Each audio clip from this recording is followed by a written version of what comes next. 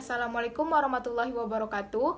Baiklah, di sini kami dari kelompok 3 dari kelas S12A yang beranggotakan saya Denisha Amanda, Atikah Nur Azizah, Ayel Dizlila, Indri Hotmanovida, Jennifer Rimanov, Kismira Hidayati, M. Nabil, Nikita Nurul, dan Susi Mawar. Nah, di sini kami akan membahas materi tentang transportasi senyawa melintasi membran. Baiklah, kita akan membahas tentang transportasi senyawa melintasi membran. Yang pertama yaitu pengertian dari membran sel. Pengertian dari membran sel sendiri yaitu fitur universal yang dimiliki semua jenis sel berupa lapisan antarmuka yang sering kita sebut dengan membran plasma, yang memisahkan sel dengan lingkungan di luar sel. Yang kedua yaitu ada fungsi dari membran sel. Fungsi dari membran sel sendiri yang pertama yaitu melindungi bagian sel dan memberikan bentuk bagi sebuah sel. Yang kedua, sebagai media komunikasi antar lingkungan dalam sel dengan lingkungan antar sel. Yang ketiga yaitu melakukan seleksi terhadap zat-zat yang akan masuk atau keluar sel. Yang keempat, sebagai reseptor terhadap rangsangan sel. Dan yang terakhir adalah tempat berlangsungnya berbagai macam reaksi kimia. Selanjutnya itu struktur penyusunan membran sel. Teman-teman semuanya bisa melihat dari gambar di atas berikut adalah struktur dari membran sel. Baiklah, selanjutnya kita akan membahas tentang penyusun membran sel. Penyusun membran sel pertama yaitu ada fosfolipid, yang sering disebut dengan lapisan fosfolipid ganda karena memiliki dua bagian yang bersifat ambivalen atau berlawanan, yaitu pada daerah kepala bersifat hidrofilik atau suka air dan pada daerah ekor bersifat hidrofobik atau sukar dengan air. Yang kedua, ada protein membran, yang mana protein membran sendiri terdapat dua jenis protein pada lapisan fosfolipid, yaitu yang pertama, protein integral. Protein yang terbenam dalam dua lapisan fosfolipid yang berperan dalam proses transport molekul. Yang kedua itu ada protein perifer, yaitu protein yang ada di lapisan luar fosfolipid yang berperan sebagai tempat menempelnya hormon atau enzim. Ketiga yaitu ada glikolipid dan glikoprotein atau yang sering disebut dengan karbohidrat. Glikolipid merupakan glikogen yang menempel pada lemak atau lipid. Sedangkan glikoprotein merupakan glikogen yang menempel pada protein yang mana fungsinya sebagai tanda pengenal bagi sel. Yang keempat itu ada kolesterol. Kolesterol terletak pada bagian di dekat kepala fosfolipid. Kolesterol pada membran sel ini berfungsi untuk menjaga fosfolipid agar tetap stabil dalam keadaan apapun. Serta yang kelima itu ada kerangka membran. Kerangka membran ini bukan bagian langsung dari membran sel, tetapi berfungsi untuk posisi dan bentuk organel sel, yang mana kerangka membran sel ini terdiri atas tiga jenis yaitu filamen, mikrofilamen, dan intermediate. Assalamualaikum warahmatullahi wabarakatuh. Saya Muhammad Nabil. Saya di sini akan menjelaskan tentang transfer pasif dan pembagian difusi. Transfer pasif merupakan perpindahan molekul atau ion tanpa memerlukan ATP untuk melewati membran plasma. A. Osmosis, perpindahan molekul air melalui membran-membran semi-permeable dari larutan hipotosis larutan hipertonis. Satu adalah contoh osmosis pada sel yang tak berdinding.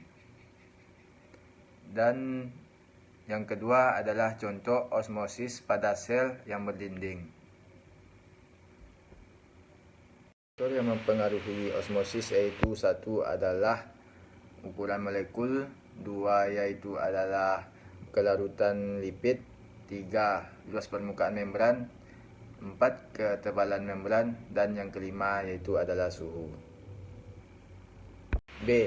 Difusi, proses pergerakan acak partikel-partikel atom dan molekul, gas, cairan, dan larutan dari konsentrasi tinggi ke konsentrasi yang lebih rendah, sehingga mengalami tahap kesetimbangan. Pembagian difusi. 1. Difusi sederhana terjadi saat sel akan mengambil nutrisi atau molekul yang tidak berpolar atau berkutub, hidrofobik. Difusi seperti ini tidak memerlukan energi atau ATP. 2. Difusi terfasilitasi, pergerakan pasif molekul atau zat yang searah dengan gradien konsentrasi melalui protein transport. Difusi ini memerlukan protein khusus yang memberi jalur kepada partikel-partikel tersebut ataupun membantu untuk memindahkan partikel.